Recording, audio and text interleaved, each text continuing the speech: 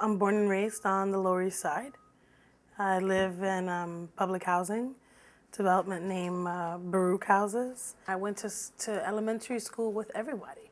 It was great. You know, you go to the supermarket and in one aisle they have the sazon, which is the Spanish ingredients. On the other, aisle they have, the Asian ingredients, and on the other aisle they have the gefilte fish, and it's pretty cool. And we have people who are coming from all over the place because we have a lot of restaurants and a lot of bars, and we respect that, and we would be hypocritical to say, we don't want people to come and we don't want that, but we want to remain an inclusive community, not become an exclusive community. We enjoy the bars too, and we enjoy the restaurants, but we don't enjoy 8 of them on one block. We don't have the same type of retail that we had. We've lost a lot of small businesses, mom and pop shops. It's painful to watch.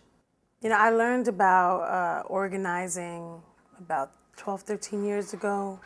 I have been working at GOLES for about 8 years now. I started out as a part-time organizer, and 8 years later, I'm the executive director. We're fighting to preserve the cultural, the ethnic, the economic diversity of this neighborhood. GOLES serves, through direct services, about 1,500 people a year, where we sit down with them and give them housing counseling, job readiness. And through all of our other efforts, we probably reach over 3,000 people. I always say to the organizers, if you want to reach the people, you have to do this in multiple ways. You got to put up the flyers. You got to go door knocking. We do door knocking. You have to, do phone banking. You got to call people. You got to walk on the street and you just got to stop and talk to people. And really, what we're trying to do is help people understand that it's our responsibility to have this voice, right? It's not just please come say something, but it's our job. It's our responsibility to have a voice and to shape the future of our community. This site, this piece of land on Delancey Street, it's the Stewart Park Urban Renewal area. So it's the largest parcel of city-owned land south of 96th Street. And it's been vacant for over 40 years. Some slum clearance, somewhere in the area of 7,000, people. Mostly people of color, and they were promised that the city would rebuild, and they would rebuild affordable housing, and that many of them could come back. And here we are in this neighborhood, and we have this great opportunity to do something on this land. It's not just a parking lot, it's where people lived, and it's a spot and a space where we can do something really great. The thing about change is you want to be a part of it. You want to be able to inform it based on the needs of your community, not that it's just happening all around you.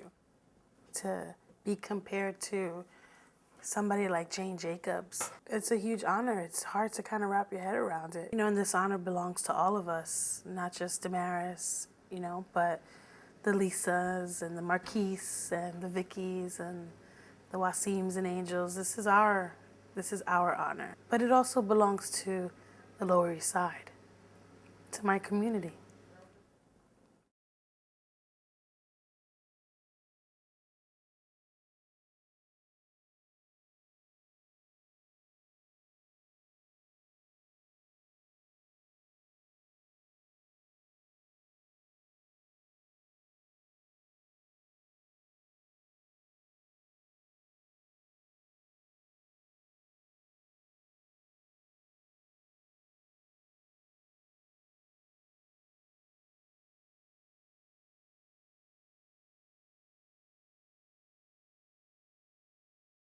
I've always gone back and forth between public sector, private sector, and finally nonprofit sector. My interest was economic development, revitalization, the physical environment. Education was never part of my plan. For example, Battery Park City. We decided that the best thing we could do was provide certainty for private developers before negotiating with them. We knew they could do a much better job of construction of buildings, of private financing of buildings, of marketing of buildings, and we got out of the way in terms of those things. And I think the result at Battery Park City was that a body of land that everybody had pretty much given up on And my assignment was really to just put it to bed and pay off the bonds, not to build it. The result was the government has done extremely well in terms of monies that have come from that. And I think the private developers have done very well as well. I had made a recommendation that there be some focus in the Bronx, which we called Bronx Center. And that is a 300-block area we had defined earlier. The corners of which we wanted to have corners that had some strength. Yankee Stadium and the county building on the northwest, and the 3rd Avenue, 161st Street, old courthouse and some other good structures northeast, and on the south it went down to about 149th Street, Ulster College, to the hub. I knew I had a tendency that if I could see my way to building a project, I'd go for it. The Jane Jacobs philosophy really came into my life at UDC. We began working with communities. I intentionally brought in friends who I knew would have a different orientation. And basically their orientation was, if it doesn't come from the community, it's not really legitimate in a way. We can do whatever we want to try and persuade people that this is important, but at the end of the day, if the community doesn't want to do something, we shouldn't do it. The agenda was driven completely by people who lived in these neighborhoods. They would go out and photograph the neighborhood with cameras they were given.